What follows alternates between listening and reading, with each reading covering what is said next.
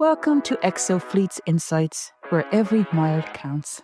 The podcast where fleet data turns into real-world decisions. Each episode, we unpack what's really happening across mixed fleets, fuels and sites, and how better insights leads to better performance, lower costs, and fewer surprises on the road. So let's get into it. If I was like a fleet manager trying to start, I would want to run all of the risks so that I could have the most informed decision going forward. So that's fine if you're a large fleet. What about if you were just like a small fleet? Would there be any value in this for you at all?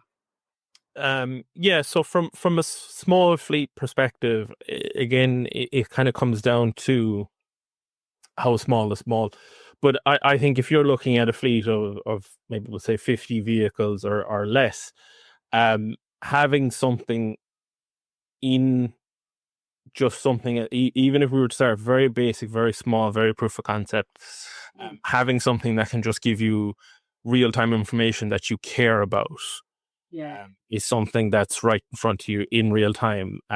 It helps you see where things are going. It can help you see kind of how it is going, I suppose.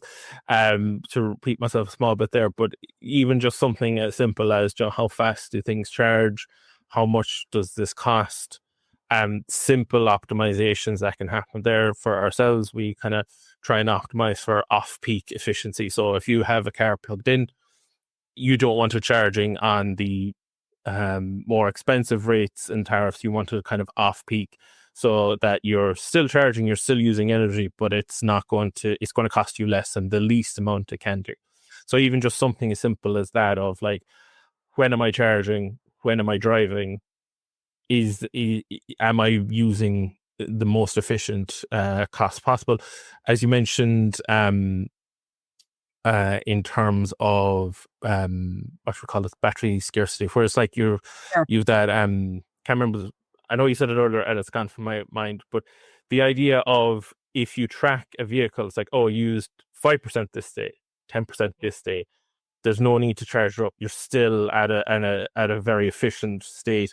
And even just to give that reliability around, if the vehicle leaves with 6% charge and they're on this route, that's fine.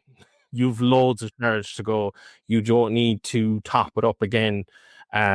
You can just keep it at whatever percentage is efficient for that route or for that trip or for that delivery, depending on what your business is. We're working with a lot of clients that are response clients, not necessarily blue light, but also blue light, that, and they have to respond in really quick time.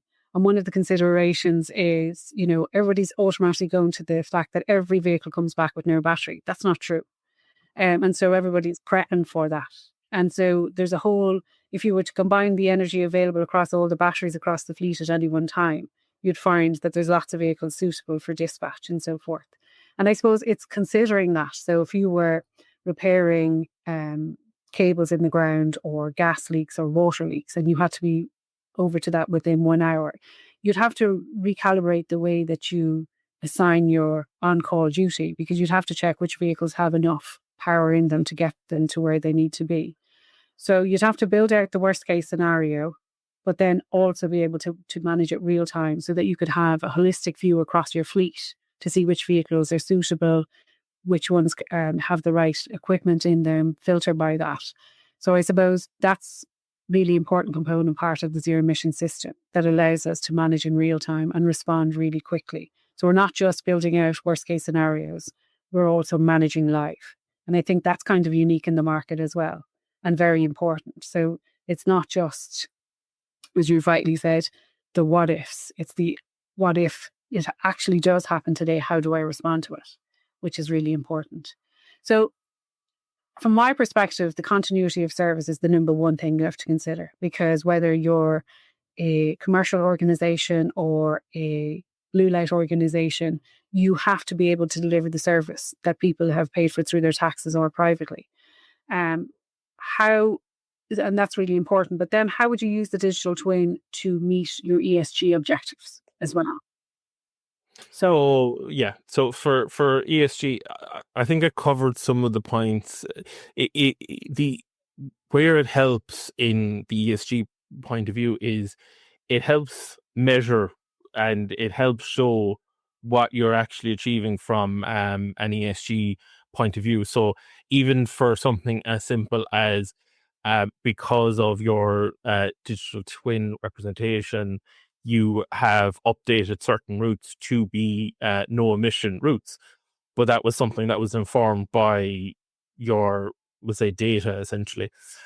You can show like a carbon footprint reduction in those routes because of this.